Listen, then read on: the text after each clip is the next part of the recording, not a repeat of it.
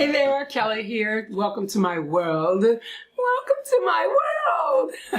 So glad to see you here. If you have not hit the subscribe button, please make sure you do that because those make me happy when I see new subscribers. So today I'm going to talk to you guys about things that I do not miss about the U.S. Now, for those of y'all that's all about America and all of this, you can stay tuned for the next video that'll be all about the things that I do miss about America. But, you know, there are reasons that I live abroad, and so there are things that I absolutely do not miss about the U.S. So here's my list. The first thing that I don't miss about the U.S. is open aggression for no reason. Like, people just mad. As soon as you get off the plane in the airport, because I guess that's where you get off planes at, is in the airport, you can feel the tension. People are just mad in America for absolutely no reason whatsoever.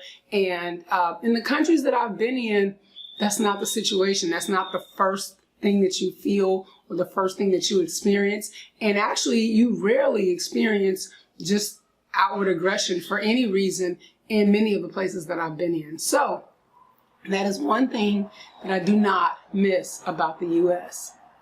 The other thing that I don't miss about the U.S. is kindness offered with an expectation. And what I mean by that is, and I've been guilty of it, I'm not gonna lie, until I learned better. You open a door for somebody and they just go through and they don't say thank you. You welcome. They didn't ask you to hold that door. Like, for real, they didn't.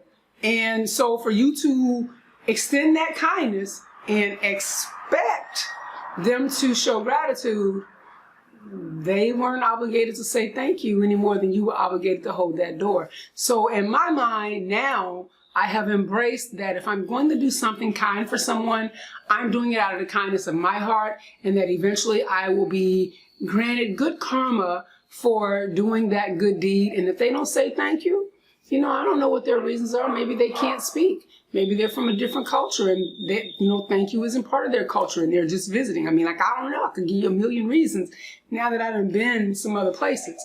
But that's one of the things that I do not miss in the U.S.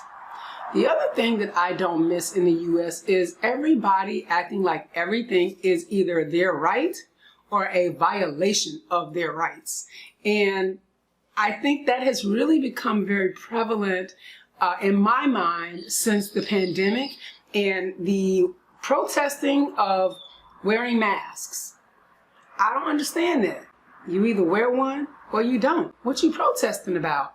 You know, people like calling on their neighbors because they're not socially distanced, but that's really not your business. Like, so you're mad because you're doing it and you want to force everybody else to do it, and because they're not doing it, you somehow feel like your rights are being violated, but you doing it is your right. I'm so confused. I'm so confused. So that is one other thing that I don't miss about being in the U.S. The other thing that I don't miss about being in the U.S. is people getting offended and thinking that somehow that's your problem. It's not my problem that you offended. You just offended. It don't change nothing. It doesn't harm anybody. It doesn't, you know, stop any babies from being born. You know, it just doesn't. I never understand it. So if I say something that you find offensive, I will gladly and graciously say, you know what? I didn't mean to offend you. And that's the honest to God truth. I did not mean to offend you, but I'm not going to take it back because that's how I felt. And it wasn't meant to hurt you or cause you any grief or whatever. But people expect that because they're offended, that now you somehow owe them an apology. I got an apology for you, all right. I'm sorry you offended, but you can get the hell on out of my face. Okay, and the last thing that I don't miss about the U.S. are healthcare providers that don't listen. For many of you, you all may know that my motivation for leaving the U.S. was I was chasing quality and affordable health care. And what I found in the U.S. was that doctors were either too busy to listen to me, or too busy being condescending, or thought that they knew more about my body than I did because they went to school, but I live in it.